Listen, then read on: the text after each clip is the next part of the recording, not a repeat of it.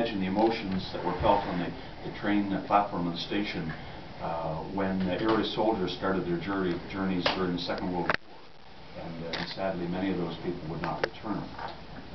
Or you can imagine how people using the Via Rail passenger system came to that station, or young people who used it as a point of departure when they went to work or study in other parts of Canada, and then returned home. Returning the station to its former greatness will happen very quickly. Work on the renovations will start as early as next month. The station will be a boutique-like sampling area, and will have such things as wine products, and there will be a small food preparation area as well. In addition to the 3,425 square feet which exists at the station, there will be a new building next to it which will be made up of 10,000 square feet. The new building will house the traditional type products, cold rooms, and storage areas. Our government and the City of Fredericton residents are grateful that J.D. Irving will invest more than $2 million in the renovation of this historic building, and once again make it shine as a gem in the city center. And it will be a showpiece for generations to come.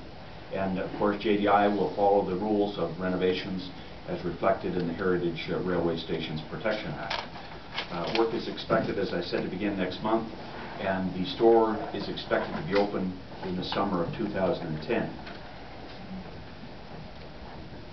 I want to thank everyone who has worked so hard to make this project a reality, and to thank all of you for attending here today. I want to also make a special mention of the groups that supported the restoration of the station, including Fredericton Heritage Trust, the Fredericton Trails Coalition, Fredericton Chamber of Commerce, and of course the Fredericton Friends of the Railway.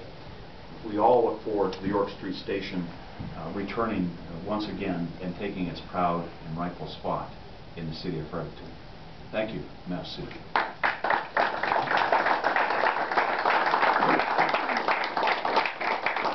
Thank you, Minister Byrne. We truly appreciate that, ladies and gentlemen. We've had a lot of announcements over the last 3 years here in Fredericton, and a lot of this is due to the hard work and teamwork of the MLAs here, Mr. Burke, Mr. Lamrock, myself, and Mr. Byrne, and also the good relationship we do have with the Mayor and his council.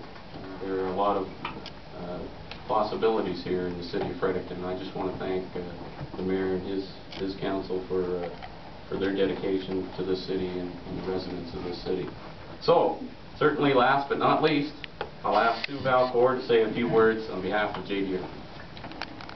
Thank you very much, Mr. Miles, Mr. Byrne, Your Worship.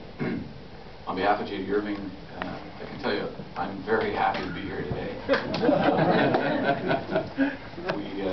As everybody, I think in the room knows, we've had several folks to the altar, but we've never gotten married.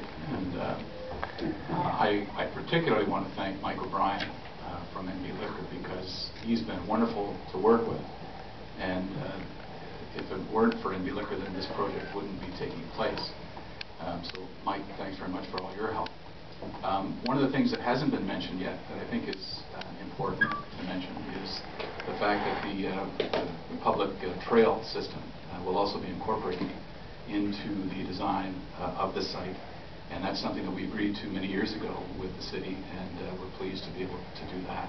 I think the other thing that is important is that, you know, as a public space, the liquor store will be available for virtually everybody, whereas some of the other people that we had been talking to, they were private companies, and unfortunately then, had that taken place, the space wouldn't be available to the public. So I think this is really a great solution to the restoration.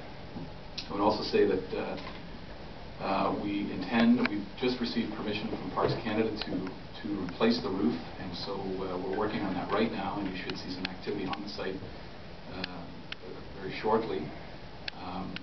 And finally, I guess none of this would have happened without really great efforts on the part of two folks that I work with at J.D. Irving, and that's Joe Quinn and Rick Davis.